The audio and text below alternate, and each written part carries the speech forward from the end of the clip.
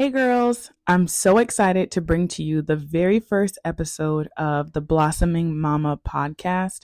I just wanted to give a couple of notes before we get into the episode.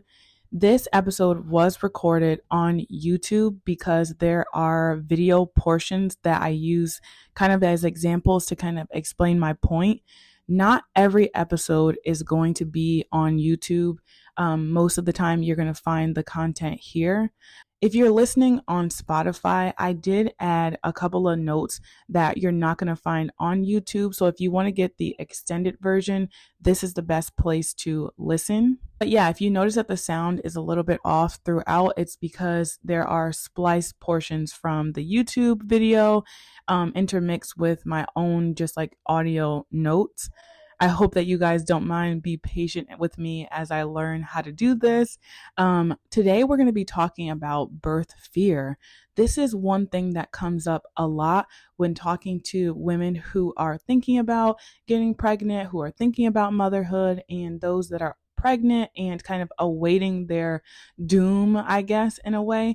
And so I felt like the first episode should absolutely address birth fear. Okay, ladies, I hope you enjoyed this episode.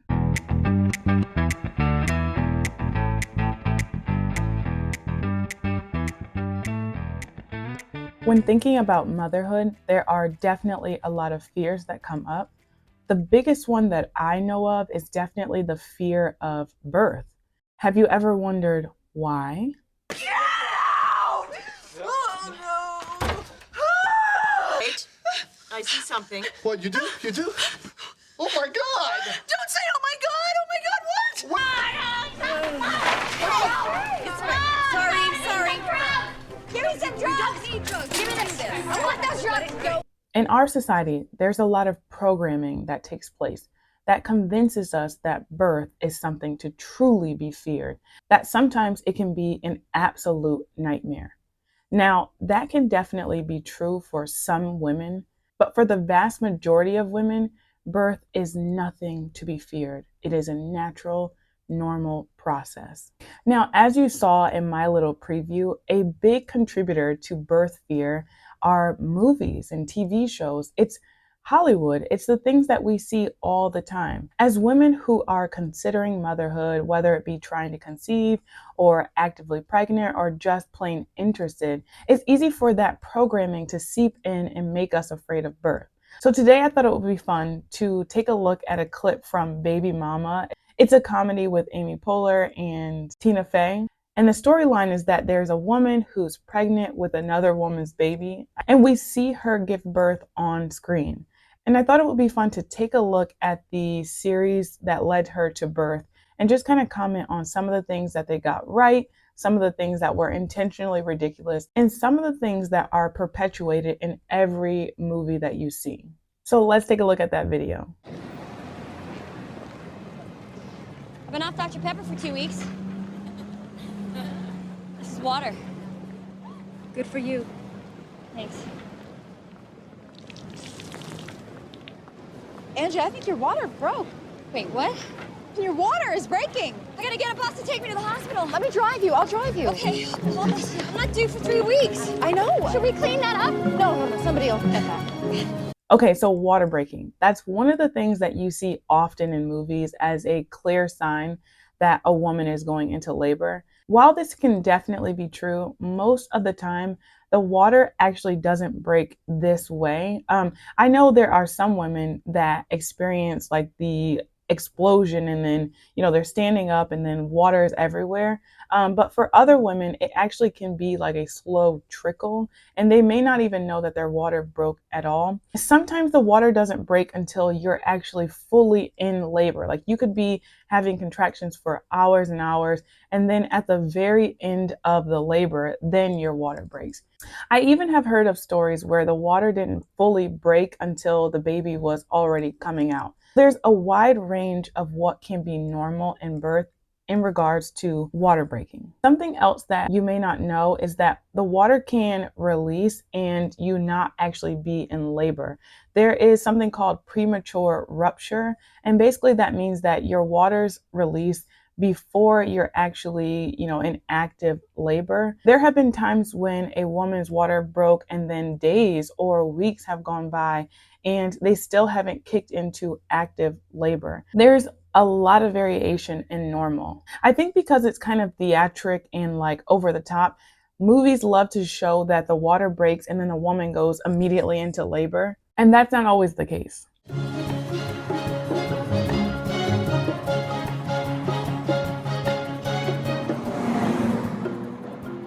This is really happening, isn't it? This is really happening. It's so weird because I feel totally calm. Oh! Come on, it feels like I'm knife! Okay. Why won't you help me? Just breathe. Okay, I'll take it from here. Why, no, I want to go with her. Are you family? She's my sister. Well, okay. Oh, God! Oh, It's fine. Sorry. Give me some drugs! You don't need drugs. Give me this. I want those drugs. Go. I kind of appreciate that in the car, they actually show her like fairly calm for a while before going into the hospital, because that can sometimes be the case that your water breaks and nothing happens and you can be super calm. Just going along with that, in labor, there are many pauses. You're not constantly having a contraction, and they're not always equally painful. So you may have one strong contraction and then you might have one that's not so bad. You may have a series of really easy ones that are really spread out. There's so much variation in labor, even when it comes to the stages of labor. So early labor, you may have several hours of very easy contractions before you get kicked into active labor, which is a little bit more intense. It doesn't always happen where the water's released and then suddenly you're in active labor and then next thing you know, you're pushing the baby out. It's much more spread out than that most of the time, especially for first-time mothers. Before I expand on that, I just want to say that I'm not trying to be fear-mongering or scaring any of the first-time mothers out there, but there is a general rule that a first-time mother may have a longer birth than a mother who is more seasoned.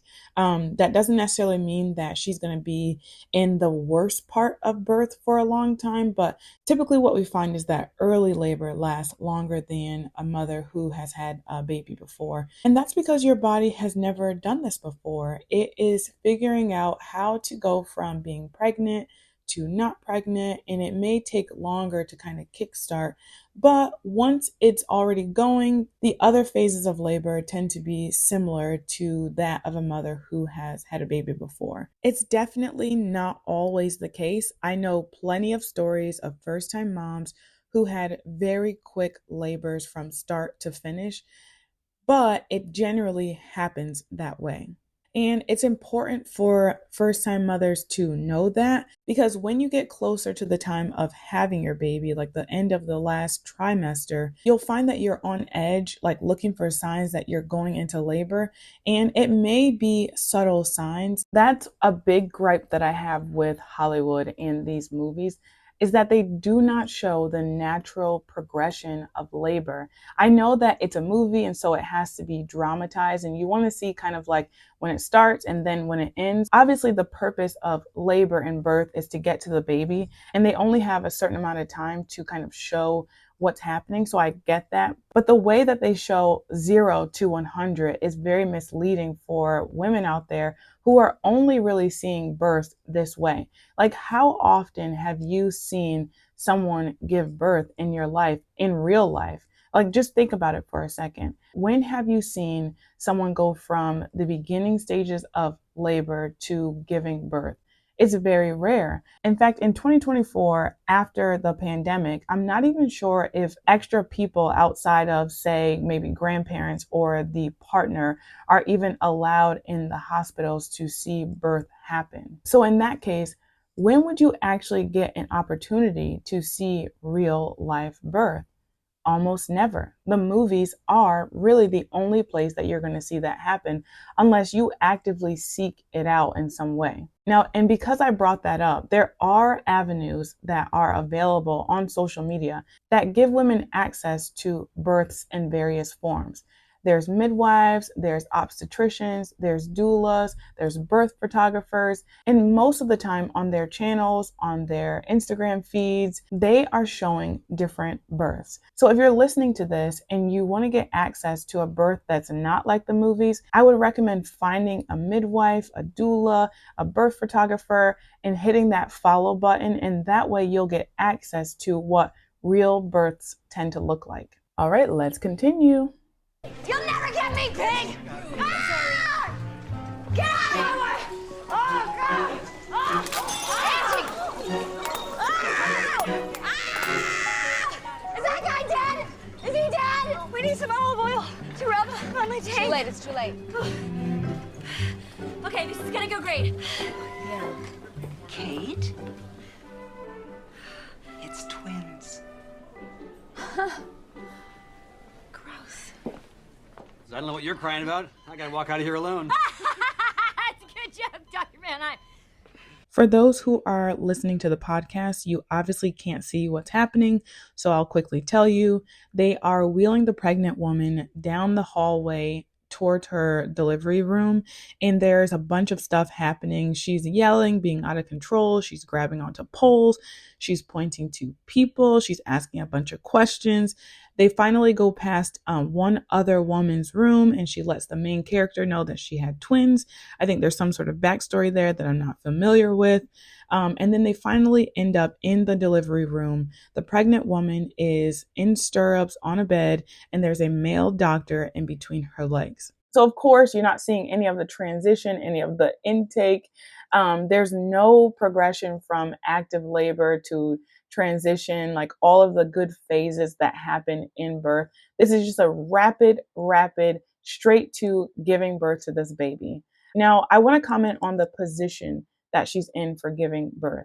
This is typically what we see. The woman is on a bed. She's got her legs up in stirrups. There's a doctor at the end of the bed between her legs waiting for her to push the baby out. While this happens often, especially if women have epidurals, this is not always the case, and it looks like she does not have an epidural, in which case her legs are mobile. They're not, like paralyzed or anything like that.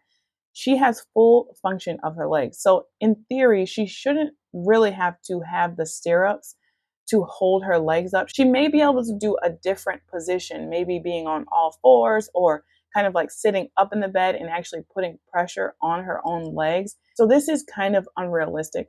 Most women who are going through a unmedicated birth are likely not going to be pushing like this, although some do. From all of the stories that I've heard of women who elected to push their baby out in this position, I've heard that it had to do with the positioning of the baby in their body. I've heard that having a baby that is kind of facing the opposite direction of what is typical, it sometimes is easier to push on your back, but most women, especially if they're unmedicated, will try to use gravity in some way to get the baby out. It's just like a natural instinct. I don't think it even has anything to do with like avoiding pain or anything like that. I think the natural instinct kind of kicks in and you want to be upright in some way. Even if you are sitting like on the edge of the bed with your legs up, the natural tendency is to kind of use gravity to help when bringing your baby down and out. This was true for me. I originally felt the urge to push when I was laying on my side in bed. And then over the course of time, we kind of realized that the best way to get the baby out was to get on all fours. And so as soon as I got on all fours, he started to just kind of fall out of me. My body was just pushing for me. There was not any need for me to actively think about it. It's something called the fetal ejection reflex, and it kicks in most cases if you allow birth to kind of progress the way it wants to progress. This is not always the case in the hospital, and the movie actually showcases that. Let's keep watching. Okay. Hey, give me a big one. Big one. Oh, whoa. Nothing. Okay. All right, ready? Kate, I'm so glad you're here. You don't look good, by the way. I feel a little dizzy. Okay. Hey, give me a big one. Big one. Oh!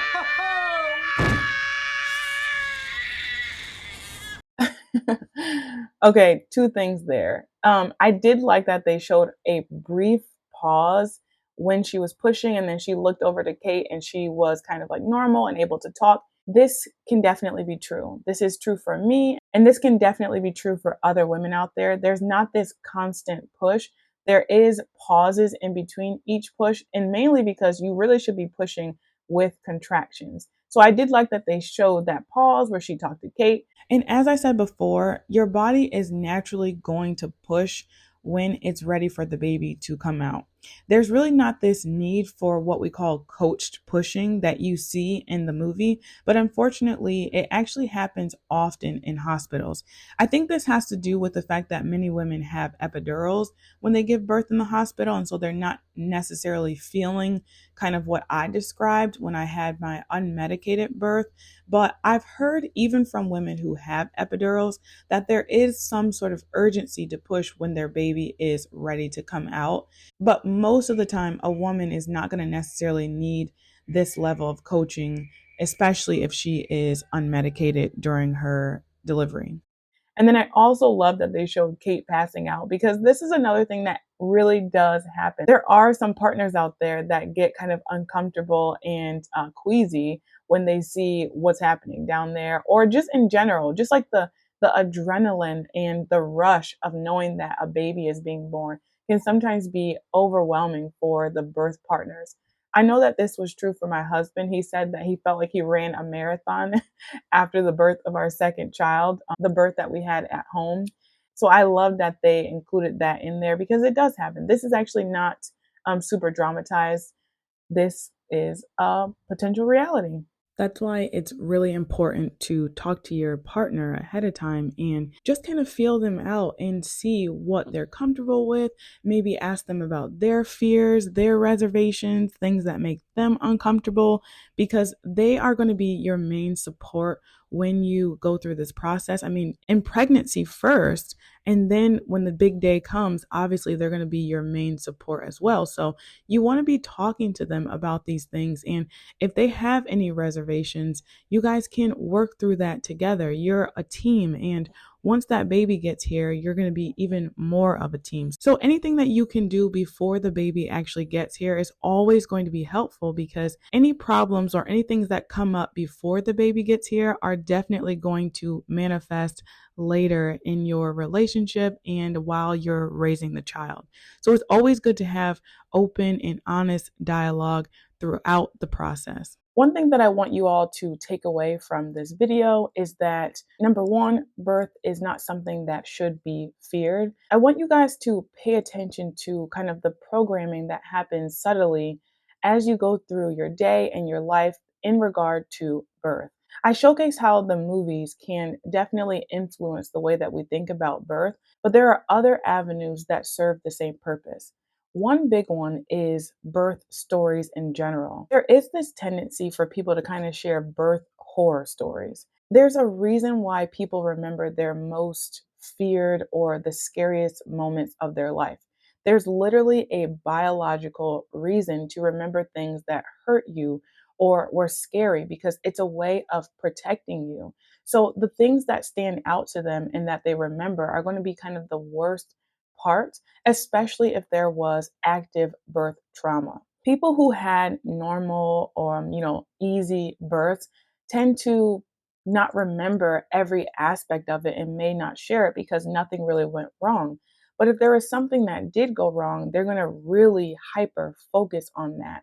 And I find that people love to kind of bond over the negative experiences that happen in birth. And unfortunately, with the system that we have, especially in America, for women who give birth, it's more likely that you're going to hear negative or, dangerous stories. So just be mindful of the content that you're ingesting, whether it be virtual or in person.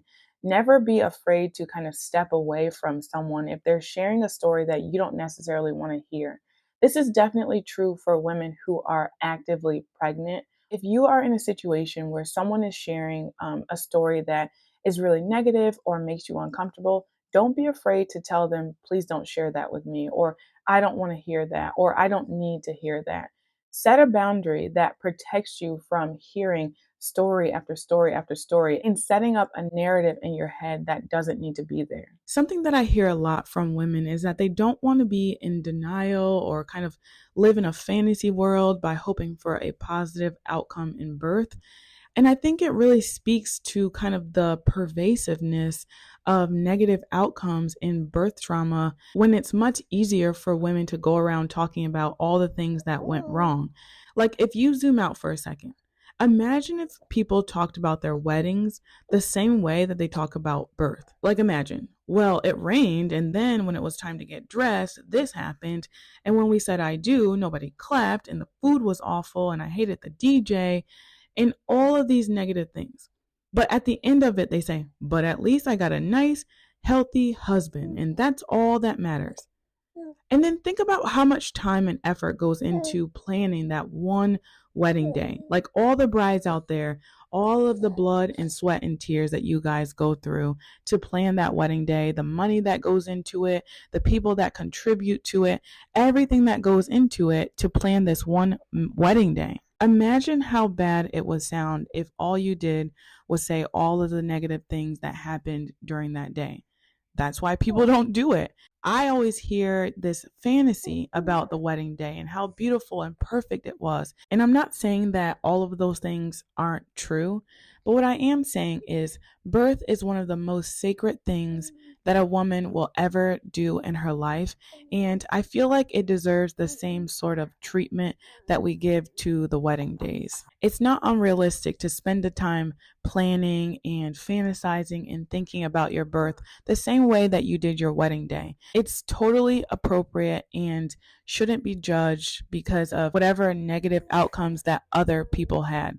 You don't expect people who had bad marriages to come and ruin your wedding day with their bad stories. So the same thing can be true for your birth. Truthfully, this can kind of become a general rule in your life overall. Establishing boundaries and kind of setting up barriers against negative mentalities and things that don't make you feel comfortable. Setting it up now is a good way to set the foundation for your future in motherhood. One of the difficult parts of motherhood is that everyone kind of has something to say about everything that you do. This is a common complaint amongst mothers, that everyone is going to say that you're doing something wrong no matter what you're doing. You can't please everyone. So if you're not pregnant now, or you are and this is your first child, beginning to set boundaries early is going to help you out later when you already have kids and you're tired and you're overworked and you're underappreciated and you're getting negative feedback from various random sources. Another big thing that I want to emphasize is that the only way that you're going to start to feel comfortable and not afraid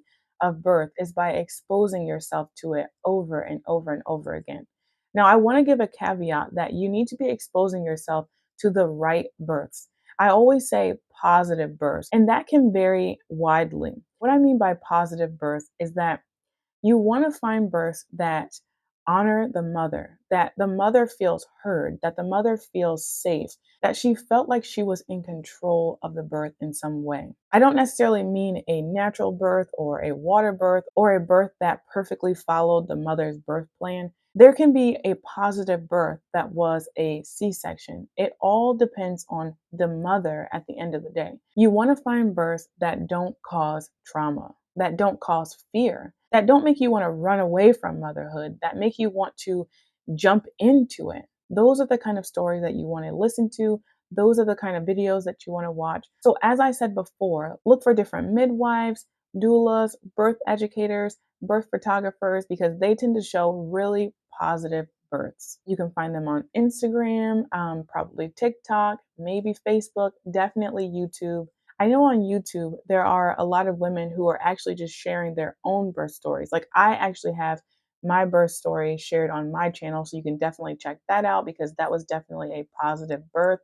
So there are stories out there. You just have to know where to find them. Okay, so that's a wrap on this episode. I hope you enjoyed it. I hope it was informational for you. If you're looking to find me outside of the podcast, I do have an Instagram, which is the Blossoming Mama 12. I'm on Facebook, the same tag, and I'm on YouTube, the Blossoming Mama. So find me on any of those, and I'll see you guys on the internet somewhere.